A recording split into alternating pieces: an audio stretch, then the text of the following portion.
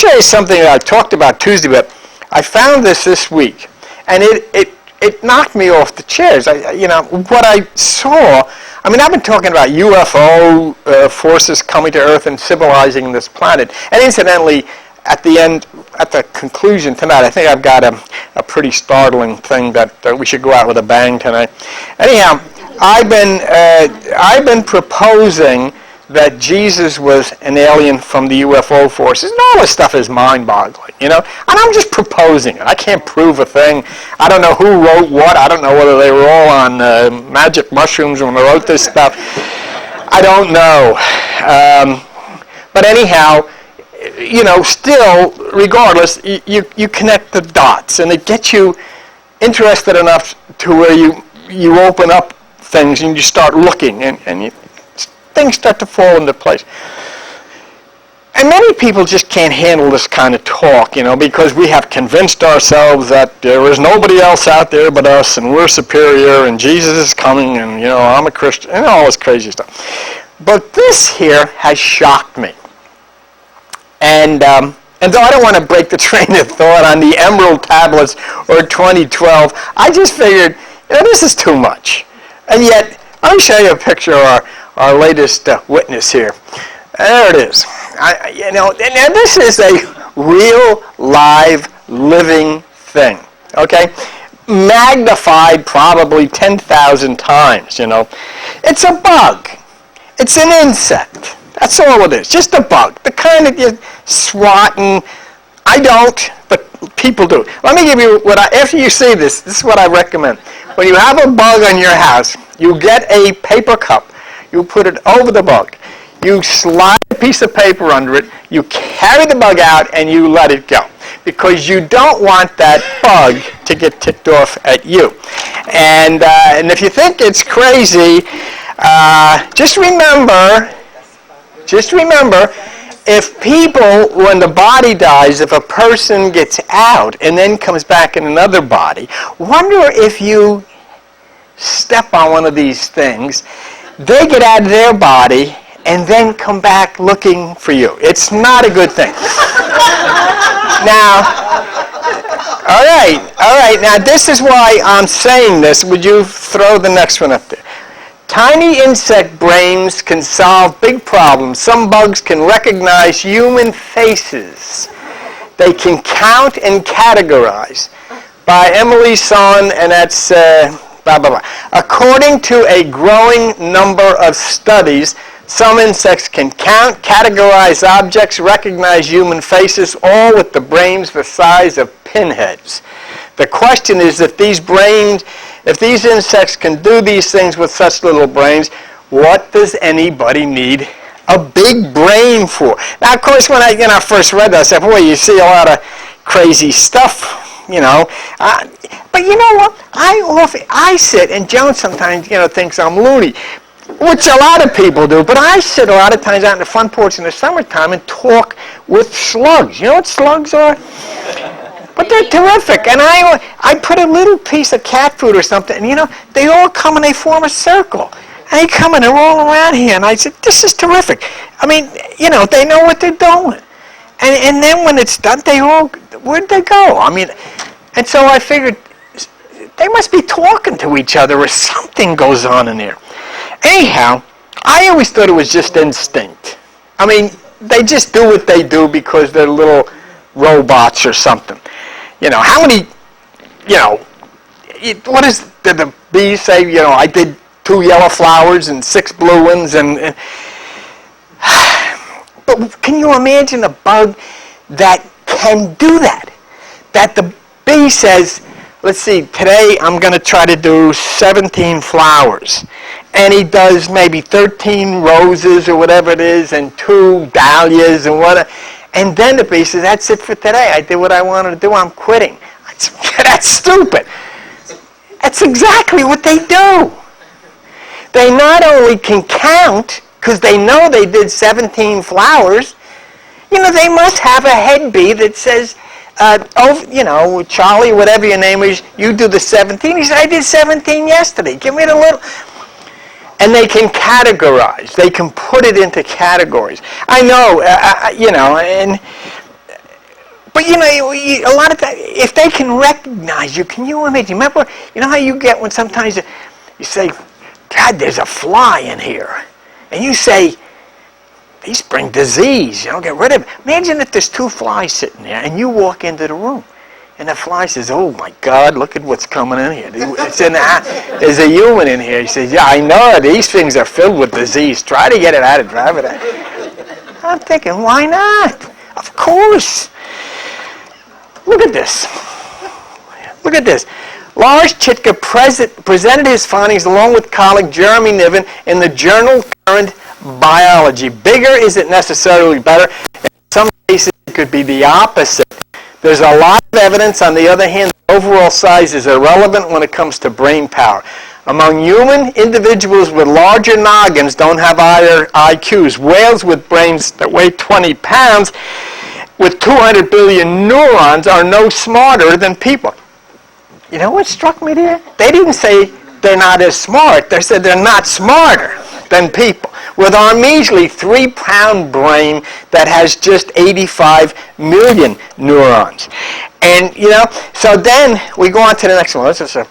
On a smaller scale, scientists are finally moving past the idea that locusts, ants, bees, and other insects are simple machines that respond to events in predictable ways, said Sarah Farris, an evolutionary neurobiologist at West Virginia University. That's a witness. That's a credible witness. So this ceases to be crazy.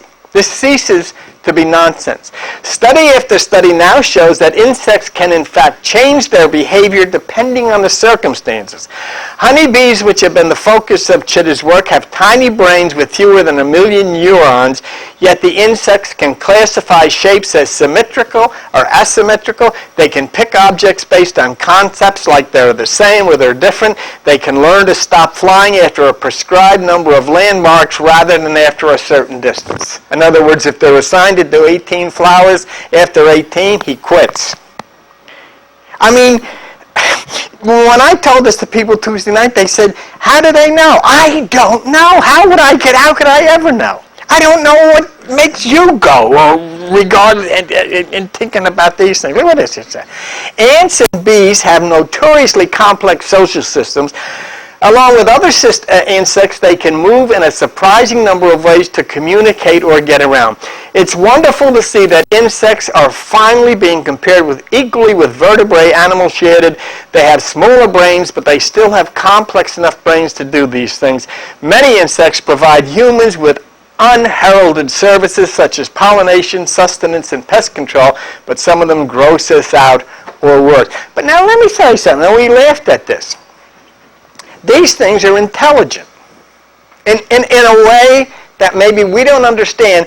They talk to each other, they assign tasks, they know what they're going to do, they can recognize you and me, and they figure things out and they do them. You know what it means?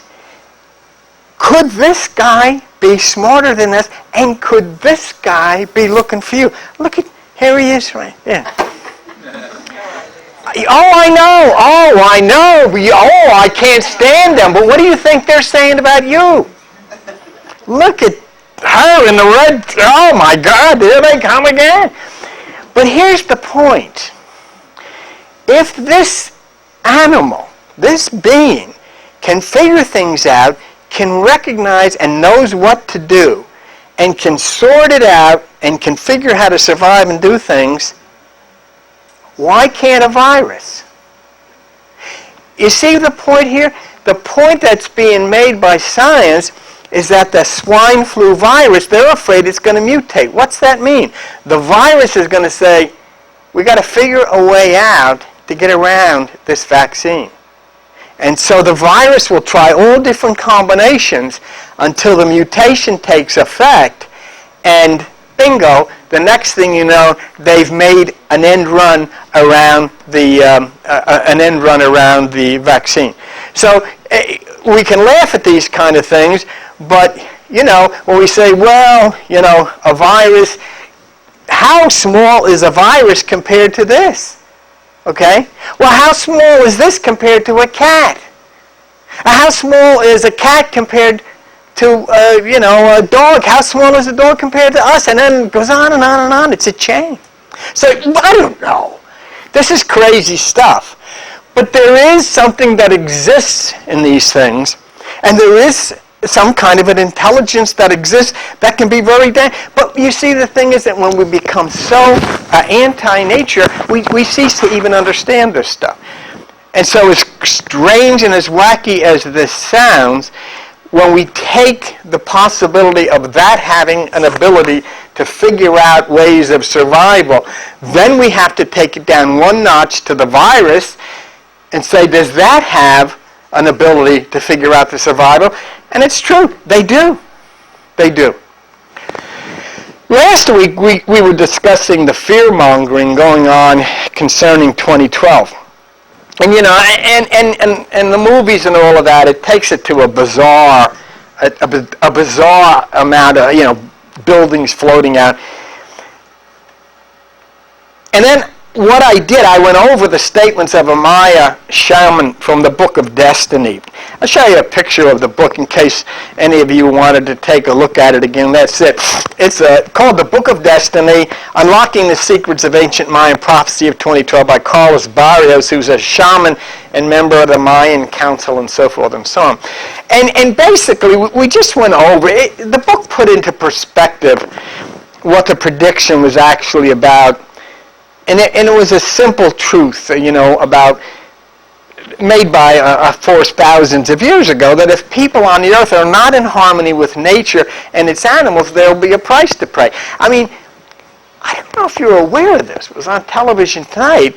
Since this swine flu, and a lot of people are saying, that's no big. Do you know that 600 little children have been killed by the swine flu this year in this country alone? 600 children are dead. And so, why? And it's like the scientist at Johns Hopkins said, because, you know, we're doing things that are counter to what nature would have us do in harmony, in the way we treat the animals in factory farming. So if you exploit nature so as to enhance the corporate need for money, nature's going to react. If you brutalize animals in like factory farming, then you're going to have things like swine flu. You know, you wouldn't, if the air's dirty in your home, you wouldn't stand for that. You wouldn't stand for dirty water in your home. But large corporations, they pollute and they make obscene profits, and then everybody's coming around trying to figure out what's 2012 all about. 2012 is simply the prediction. I don't believe it was made by Mayans. I believe it was made by this Emerald UFO force thousands and thousands and thousands of years ago. And all they were doing was teaching us. They said thousands of years ago, look, if you're going to be on this planet and you're going to survive and you're going to have a good life, you've got to stay in harmony with nature. That's the whole thing. That's all it was about. And if you violate that, then there's going to be problems. See? And I'm telling you that, you know, I know that this was an emerald alien force that said this. It wasn't anything spooky, anything bad. Just all they were saying from the very beginning was, be nice with nature. See? And this came from what we call Mayans, because a detachment from the Emerald Force located in the land of Kem, which is now Egypt, made their way to South America. We showed you this before, but take a look at it. This is what happened from Crystal Links. 1300 years BC, Egypt, which was the ancient Kem, was in a turmoil, and many delegations of priests, forget the word priest, just understand it's been written thousands of years ago, were sent to other parts. Some of the pyramid people who carried with them the emerald tablets, this group, bearing the tablets, emigrated to South America, where they found a flourishing race, the Mayas. Now you got to remember, we're talking about something 30,000 years ago, written by people 3,000 years ago, you know, and a lot of legends, a lot of stories, but something happened both in Egypt and something happened in South America. And among these, they settled and remained. In the 10th century, the Mayas thoroughly settled the Yucatan, and the emerald tablets were buried under the Temple of the Sun. So anyhow, that's the way legend has it. That's the way legend has it that the information or this technological information got to South America. And we have scientists all over the world talking about industrial pollution contributing to global warming. John Hopkins scientists warning about a virus that can kill millions from factory farming because you're eating antibiotics every day. So we not only can't get along with nature, we can't get along with each other. We've got World War I and World War II and Korea and Vietnam and Iraq and Afghanistan and Israel and Palestine, the World Trade Center. What is it all? People killing each other, bombing each other, blowing the smithereens out of planet Earth. Why? And nobody knows. Well, they don't believe the way we do. And all of these things are a failure on the part of people on planet Earth to flow in harmony with each other and with nature. If people had listened to this Emerald Force and they were flowing in harmony within each other and with nature, this wouldn't be the planet Earth, it would be the planet Heaven. But we never did that.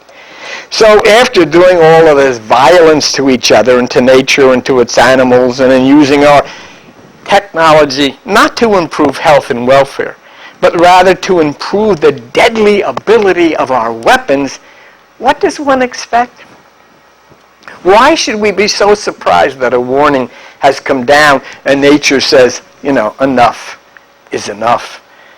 We always have these religious people telling us, this is God's creations. They're the first ones to encourage the government to go and drop bombs on somebody else.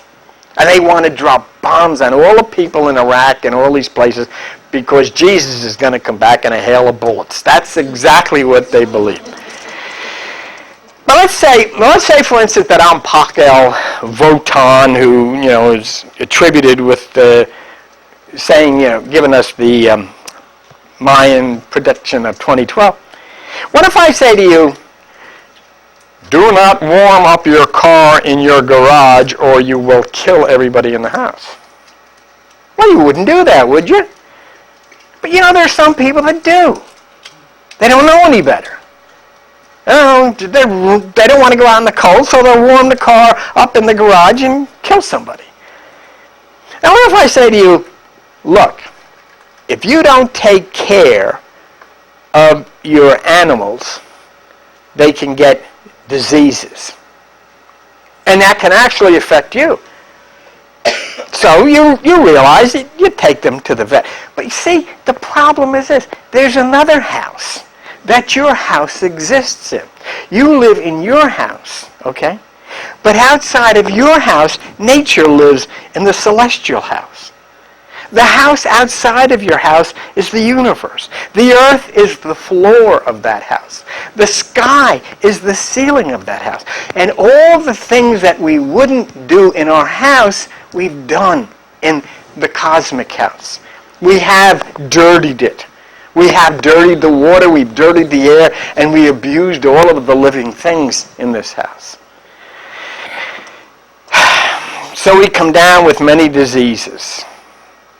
We have animals and we love the animals. I got pussycats and everybody loves them. Oh, they're so cute and everything. But yet we turn our back when these same animals are taken to these factory farms and piled on top of one another and stuck with antibiotics. We don't want to know about that.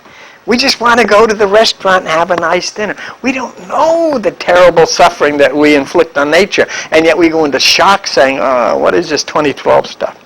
So instead of facing the reality of 2012, okay, we're treated to the stupidity of these movies that are trying to make millions of dollars with the planet spinning out of control. 2012 has nothing to do with God. It has nothing to do with spirits. It has to do with us. We created it. It doesn't have to happen. We still got time. If we do the right things, we got all of 2010, we've got all of 2011, and we've got all of 2012. We can do it. But if we don't, if we continue what we're doing now, then we've got all of 2010 for it to get worse, all of 2011 for it to get worse, and all of 2012 to get worse. It's not God, it's not demons, it's not aliens, it's us.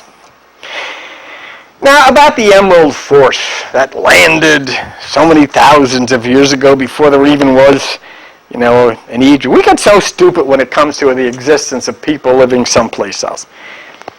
I don't know anybody that lives in the Amazon jungle. I've never been there. All my family has died, so I tell everybody they're all in the North Pole. They may be. I've never been to the North Pole. Maybe they are up there. How do I know? But, so what? But, when it comes to someone living on another planet, I don't believe in that stuff. It's just a different neighborhood. They live in a different neighborhood. Regular men and women, just like us.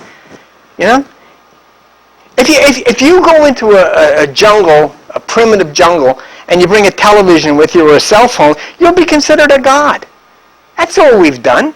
We call these things gods and spirits and angels. They're just people that were here in a time when people didn't know about this stuff. But when someone comes here, they're gods. Why? They're very advanced and we're very primitive. We still are very primitive. So we think they must be strange creatures with antennas sticking out of their heads. Like this.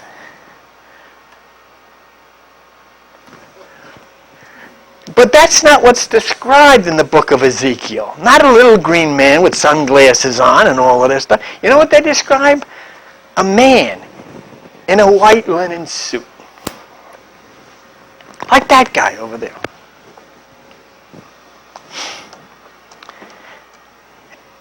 So think of that, and then I'm sure that the Bible would be describing something like that if that was the case.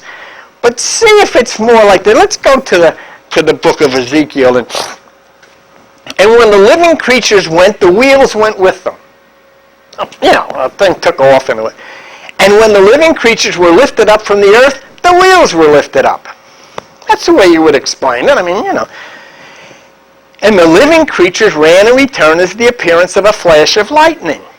When the fastest thing you've got is a mule, that's a flash of lightning.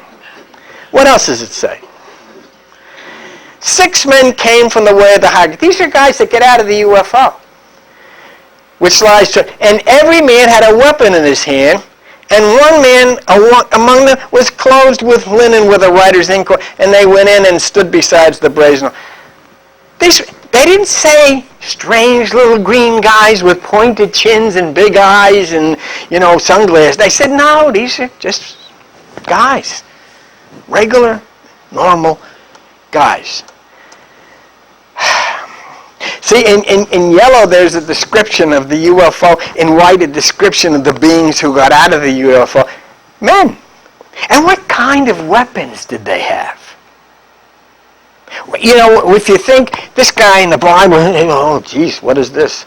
Because he said there was such a roar and that everybody else around him took off. And he stood there with his mouth open, It's like anybody. You ever see a UFO? You stand there with your mouth open. That's the way you do it.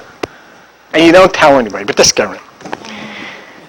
So let's go back to the Emerald UFO Force in the beginning. And what does the Emerald Tablet say? And this is what it says. Fast we fled towards the sun. In other words, they took off. Until beneath us lay the land of the children of Chem. Beneath us. There they are down there. Okay, let's go. They're flying. Raging, they came at us with clubs and spears lifted in anger. Here they come. Here we are. Here's your ancestors. This is your great-great-great-great-grandpa. Seeking to slay and destroy the sons of Atlantis. Here they come. All right? So what happens is they fly over, they see the land below them, they land, and they're in touch with the cavemen or the prehistoric men. And how did the Emerald Force respond to these guys running after them with clubs and spears? You go back to the Emerald Tablet, and what does it say? Then I raised my staff and directed a ray of vibration, striking them still in their tracks as fragments of stone. In 2009, we would say the cop tasered them. It's exactly the description that's given there.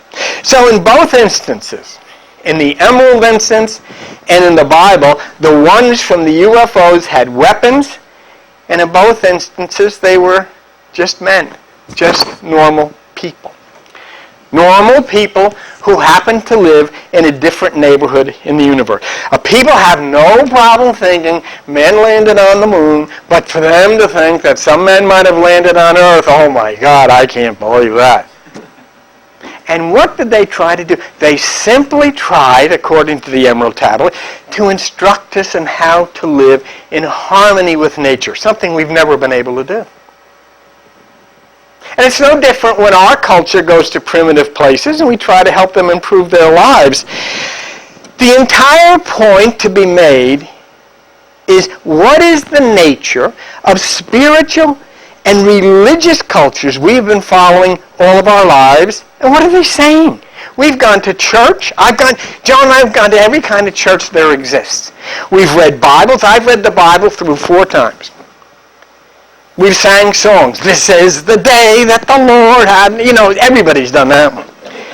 And we've argued theology and doctrine. We've quit one church and we joined another. We've gone to services because we were encouraged. We've made donations. They want us to place symbols in public, and we've got them. You're going to see them all now with the Nativity. We do all kinds of things. But we have no idea concerning the nature of what we're praying about or singing about. Isn't this amazing if you think that you're singing songs about aliens? What? Yes, I'm singing about an alien coming down in a UFO. The next time you see a UFO, wouldn't it be something if Jesus is sitting in the cockpit? And after all of this, it's more realistically thinking that he died. We want to go to heaven. Everybody wants to go to heaven. Nobody wants to die. How do you get there? I want to see Jesus. That's what they sing. Remember we got a gospel music? I want to see Jesus. Okay, you got to die. He goes to every doctor in the neighborhood to save me. Say, you don't want to see Jesus. Stop. Don't lie. You don't want to see Jesus. But we don't believe that there is anything like heaven in the universe. Where the heck is it? Oh, it's there, somewhere. The preacher up here in New Jersey raises his hands and looks up here. The preacher in Australia raises his hands and looks up. But you know what? They're both looking in different directions. One's looking towards hell because they say heaven is up here and hell's down here. But the guy in Australia is looking down to hell because he's upside down. Yeah, it's stupid stuff, isn't it? Isn't it stupid? And we go and we pay them for that. Here you go. Oh, it's great. Give me money and you'll get your reward when you go to heaven. I got a deal for you. All you have to do is give me $10 a week. And I'll give you a brand new Cadillac car. And you'll pick it up when you go to heaven. It'll be waiting for you at the gate. You'll see the license plate with your name on it. And the license plate, you'll notice it says, sucker. So we're comfortable with angels, we're comfortable with spirits because we don't want to get realistic. We don't want to consider these to be aliens and photons. All the people in the world have some kind of God story they've grown up with. We all have.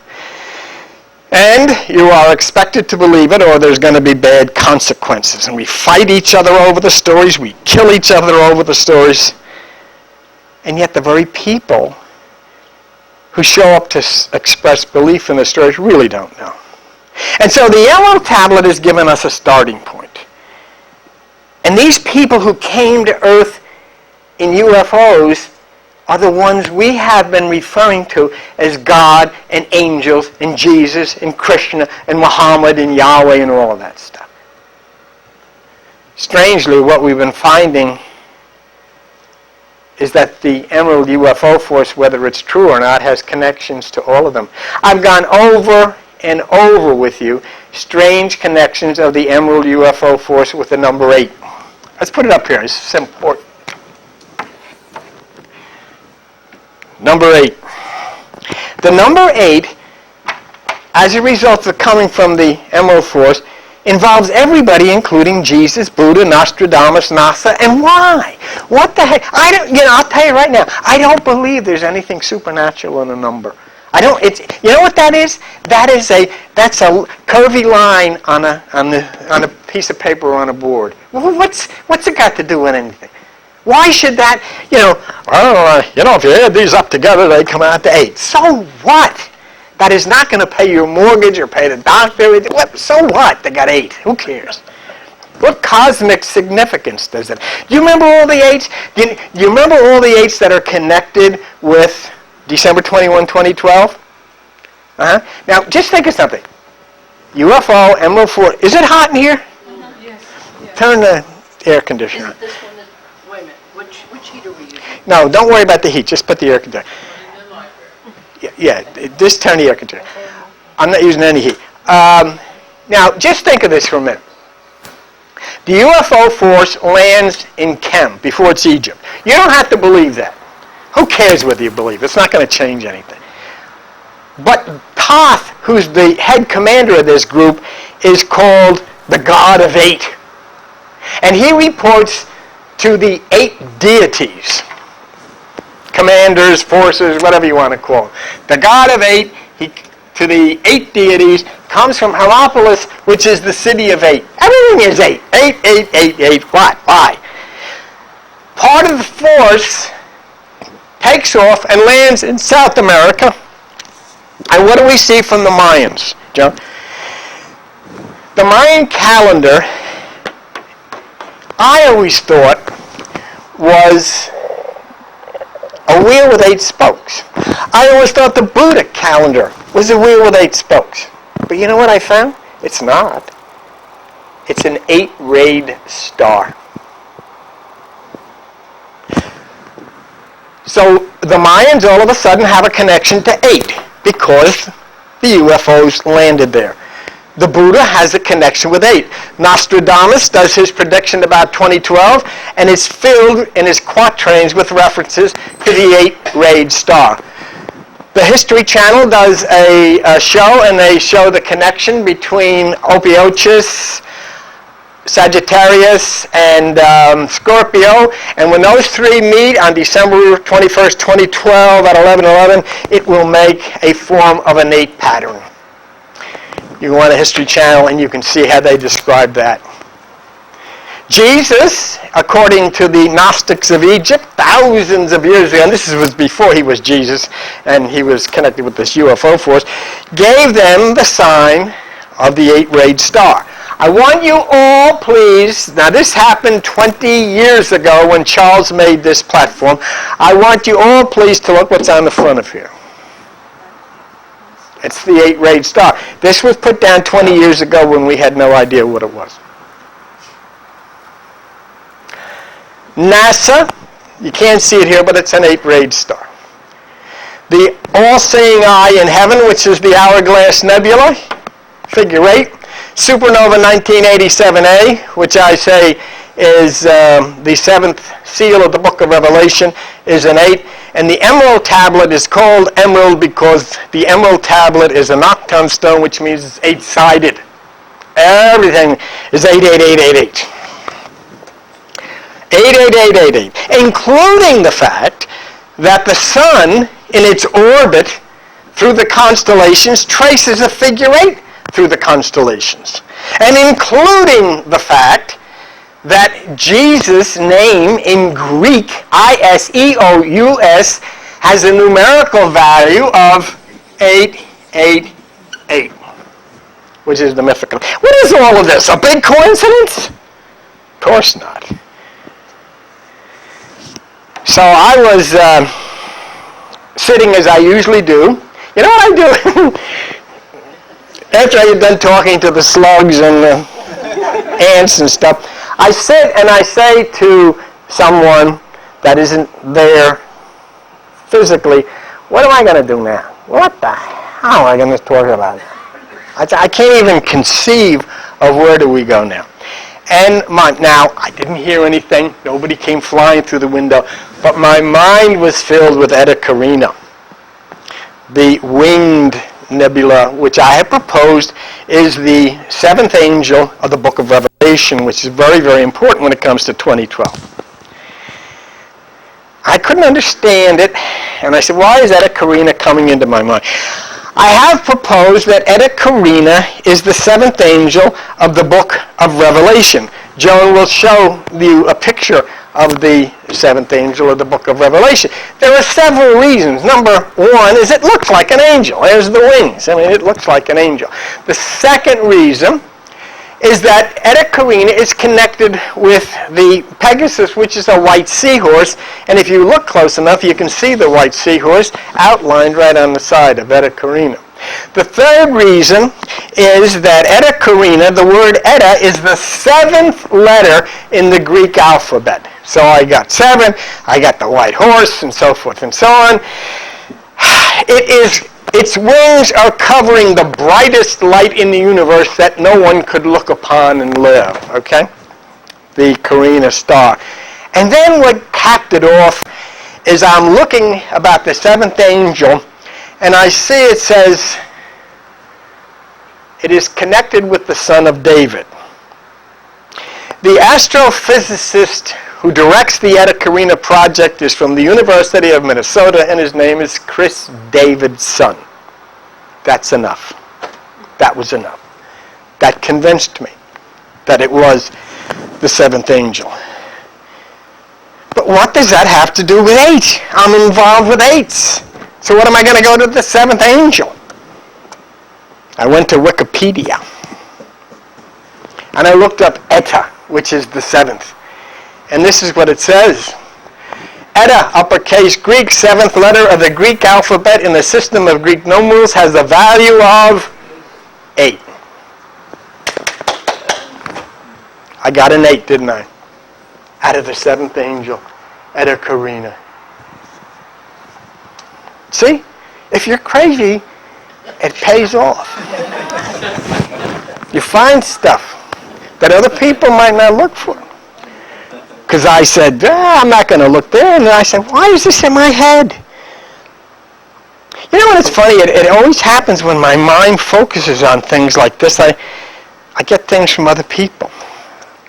And I did get stuff about the 8-rayed star this weekend.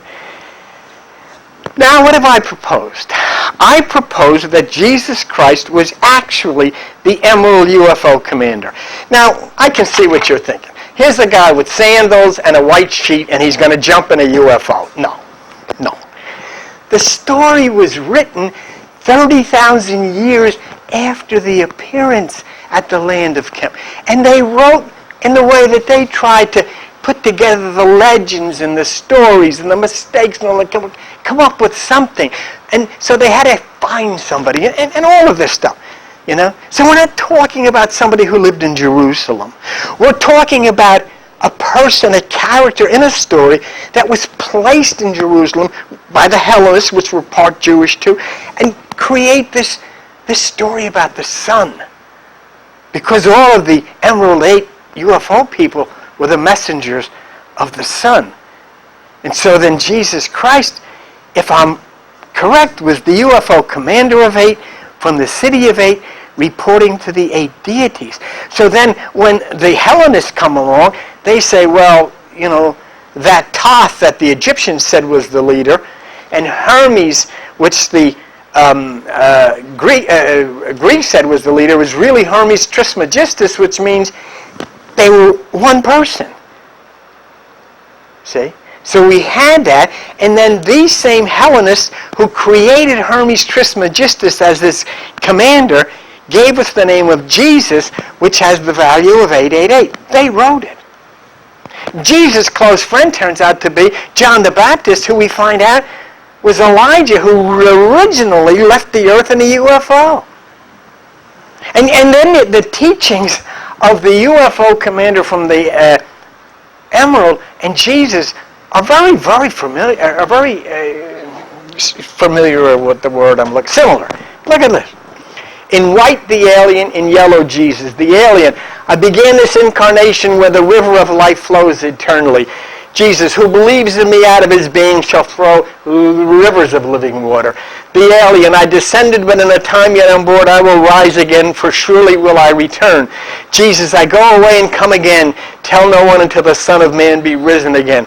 The alien. Strong were we with the power drawn from the eternal fire. John the Baptist, he, meaning Jesus, shall baptize you with fire. The alien, they linked with the children of light who dwelt within the temple. Jesus, believe in the light that you may be children of the light. The alien, I dwelt in the land of Chem doing great works. Jesus, the Father will show me greater works. The alien, I go to Amenti to come face to face with the dweller. Jesus, I go unto him that sent me. The alien, lift your eyes toward the light. Jesus, he that follows me shall have the light of life. For God's sakes. It's the same guy. And that makes it so, so wonderful, because this alien was teaching us how to live in peace and love and in harmony. There is a connection here. And of course, 888. In addition, the mythical symbols of Thoth and Jesus brought forth a connection. John. He that does not take up his cross. Now there's this picture of Thoth, and look at the cross. Show the next one, John.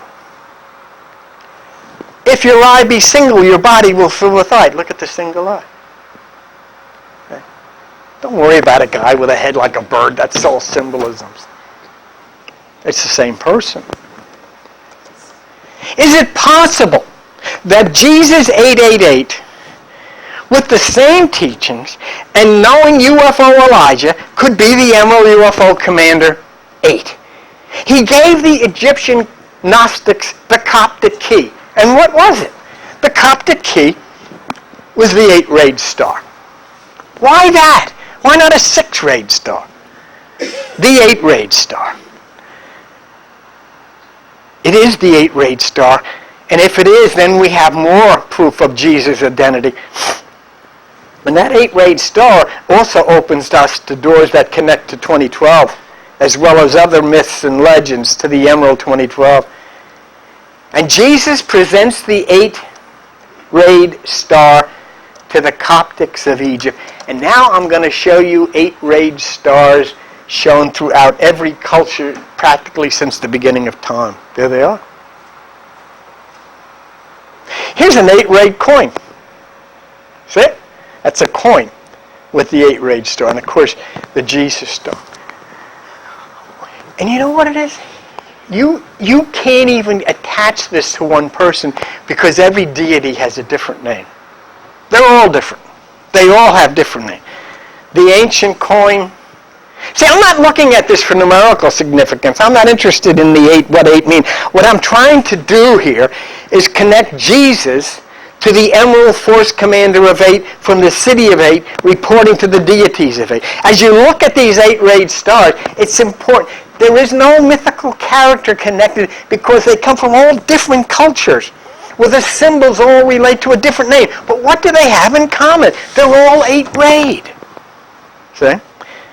And where did the 8 come from? The 8 came from a time before all of these cultures existed, when that fleet of UFOs came and landed in the sands of the land of Chem before it was Egypt.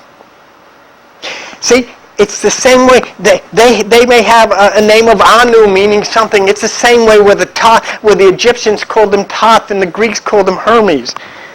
You go all the way back, but you're going to go back to one entity. You know, and as I said, it's just, you know what? This is true. I had people that came here and left because this was an anti-Christian sign. It should be a cross. It wasn't a sign. You know, oh, you left. What is that? What is that strange sign on the front of there? I knew that. Oh, this guy, I told you, this guy's going to infect you with the satanic shit.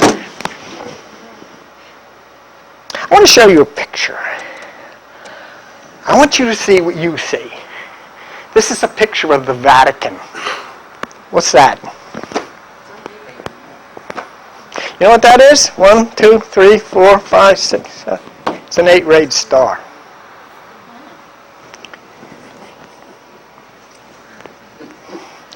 Okay, find all this stuff. I know if I looked over there, I'd find something like that. Right in the front yard. Now, there's a couple of other interesting 8-rayed symbols, and they come from a website called firstlegend.info. Can we show them? Here they are. All right. This really gets interesting. It gets rather complicated because many of the ancient cultures involved, are so different. But the ones you're looking at, the one on the left is the sun. The one on the right is the Rosetta Stone, not the Rosetta Stone, but the rosette, okay?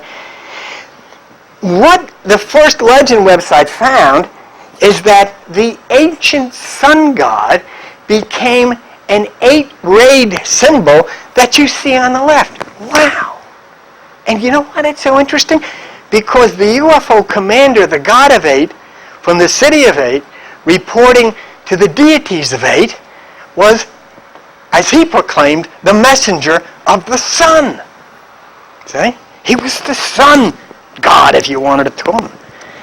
And what happened is, this 8-rayed here became the goddess Inanna, I-N-A-N-N-A, Inanna.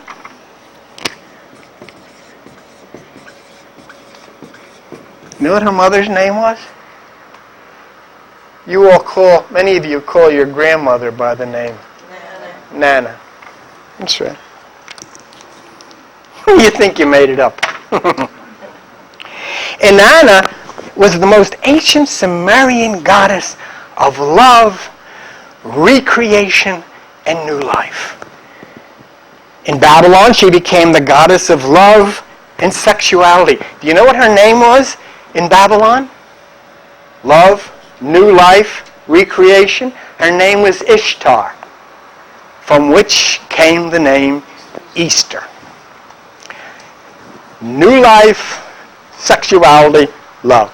In fact, in the temples in Babylon, the ladies used to come on Ishtar Sunday and all they wore was a bonnet, because their job was to recreate. And that was their service for the day. Really? So Inanna takes us back to Samaria, and that's where Zecharia Sitchin, who wrote The 12th Planet, says the aliens landed in UFOs and adjusted the DNA of primitive humans to redirect human life. Isn't that interesting? In other words, somebody was looking down and said, when you get down here and land, you better take a couple of them and get them together, but before you do, we'll make a little adjustment because these people are going nowhere. So Inanna and the 8-rayed star takes us there. And if you look again, we'll go back and we'll look at the stars I showed you just a minute ago, and I will show you the original 8-rayed star Inanna, which obviously came from the Emerald UFO Force. It's right here. That one there. That's the Inanna star, the 8-rayed star. Now in Somalia, there was a god named Utu. Okay? He was the brother and the brother and the husband of Inanna. And guess who they became? Adam and Eve.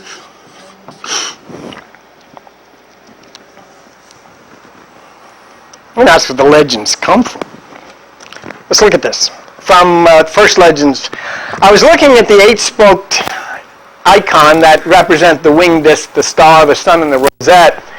I realized that the symbol of the Dingir, D-I-N-G-I-R, that hovered above the tree of life linked both Inanna, Eve, and you two, Adam. Adam became represented by the sun god and Eve by the rosette. It was an epiphany, if you will. Here Adam had been hiding in plain sight in some representations of the rosette. There was a dark circle credited as a seed. There is also a circle in the center for you two, which looks like a hub. This feature with the 8 rays are very similar to the Sumerian Dingir, also with a central hub.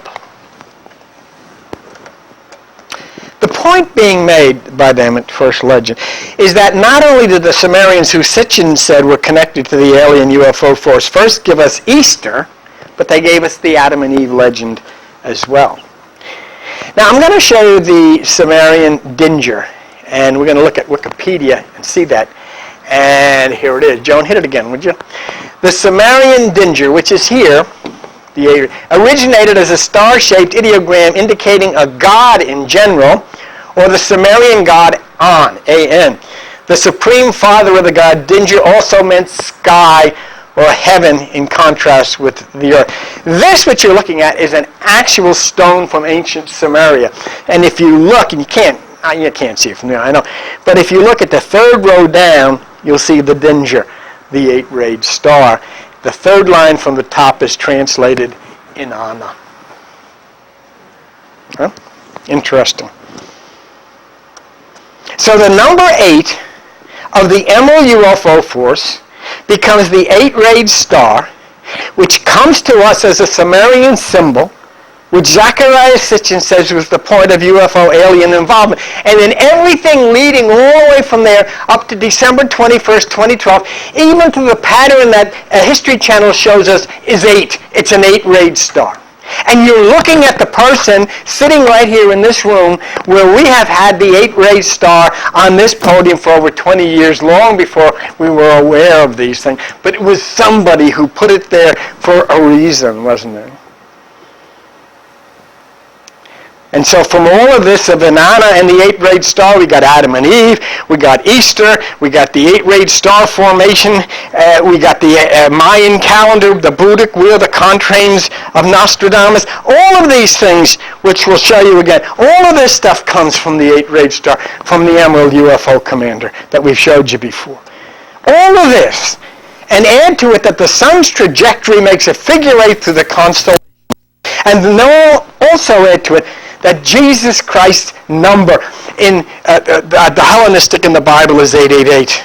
So let's go back to our original point of connecting Jesus as the Emerald Commander of 8, reporting to 8 from the city of 8 with the Greek number 888. And we go back to the Emerald Force, Samaria, and Inanna, and we find this.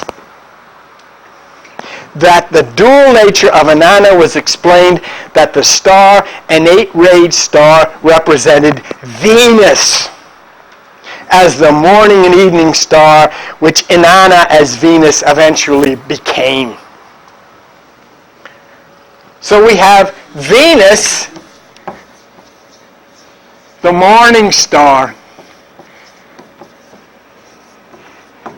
8-rayed. 8-rayed.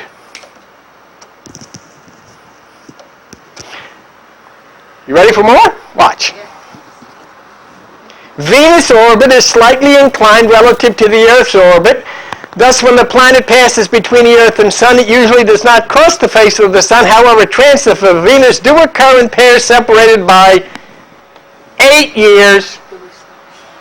8 years. The renewal of the grand cycle of Venus, patterns in the sky, occurs once every 8 years and was of enormous significance to who? The ancient Maya. Why? Because they were from the Emerald UFO Commander of 8. And results may provide new insight into the architectural philosophy behind astronomically oriented Maya structures. I'm telling you, folks, you can forget Maya when you talk about this, and you can think of the Emerald UFO Force and 8. So the grand cycle of Venus occurs once every 8 years. We have traced Venus back to Inanna of the Sumerians, who Zecharia Sitchin connects to the alien UFO force, which we have connected to the Emerald Commander of 8, who reported to 8 from the city of 8. Venus, the morning star. One more thing about Venus as we reconnect the Sumerians and the Emerald Force. This is from www.dgwilson.com. Watch this. Visible outflow of the 8-rayed star. See that? For the Egyptians, this was the Ogdod. That means eightfold, Greek. Place of 8 arising from the heaven god Atum, which you know as Adam. The primal unity, and giving birth to his external form.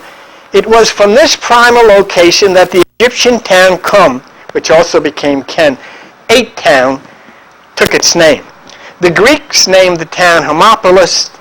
The root concept was carried forward into modern times as El Ashumain, from the Coptic word for 8. Here we have the eightfold, which is the Ogdod or the Emerald, connecting us to the Emerald UFO Force. We have Kem, which is 8 town, where the Emerald Force originated, and it is now El Ashumain, or 8. So we move on to Venus. Visible outflow of the 8-rayed star. The ancient Sumerians depicted an 8-rayed star in the center of On, dividing the sphere of heaven into 8 parts. The star was the goddess Inanna, identified as the planet Venus. Precisely the same imagery is presented by the Babylonian star of Venus, the goddess Ishtar, or Easter. 8.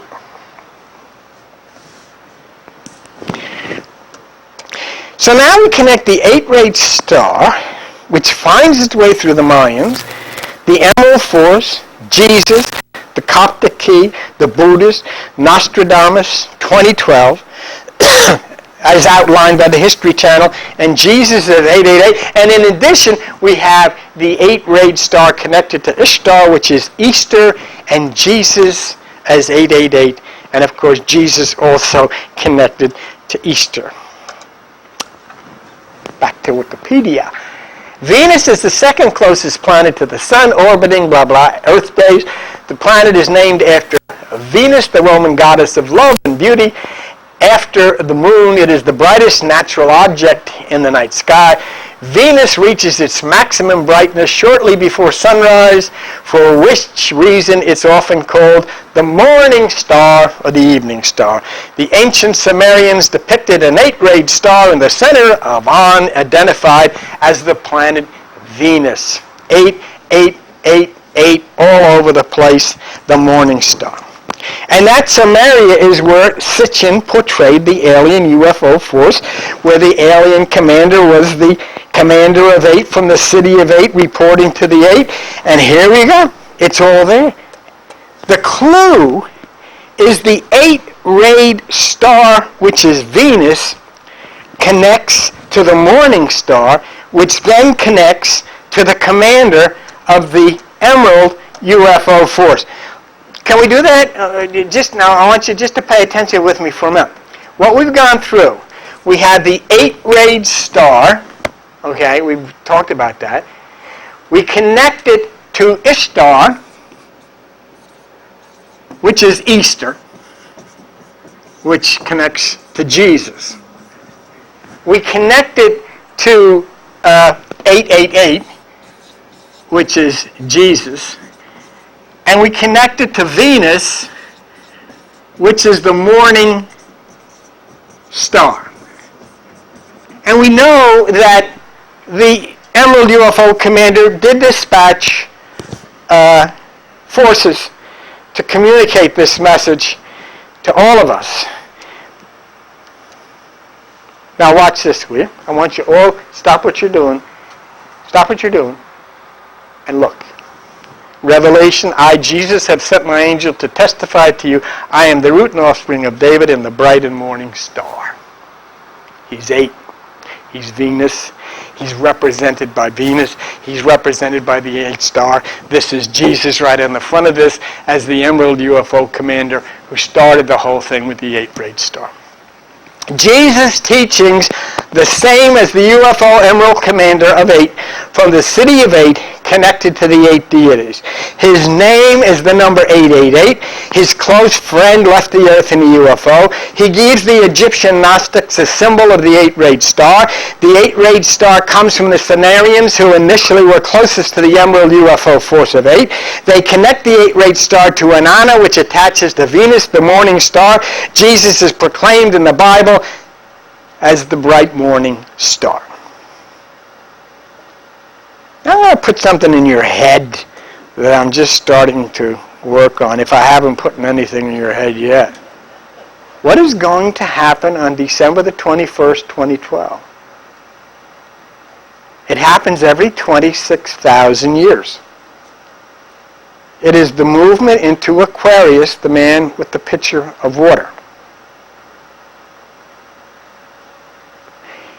If the UFO commander and the fleet had landed on the Earth not 36,000 years ago, but 26,000 years ago,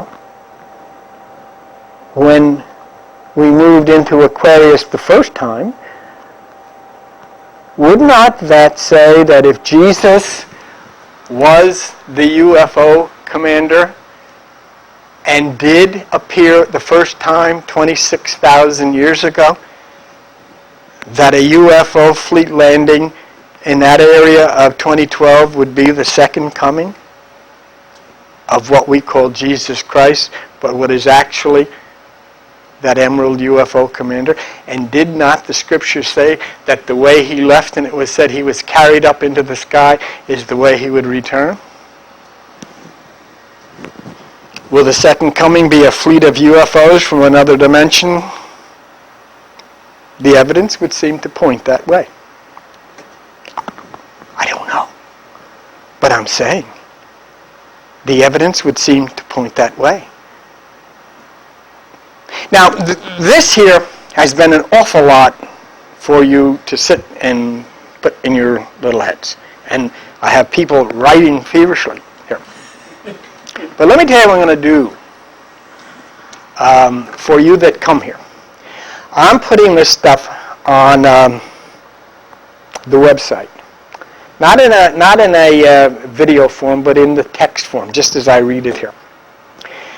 And what I'm doing for people that come on the website to try to keep things going here is charging $3 for the code, because when you go on the website, you have to plug in a numerical code so that you can put the code in and unlock it.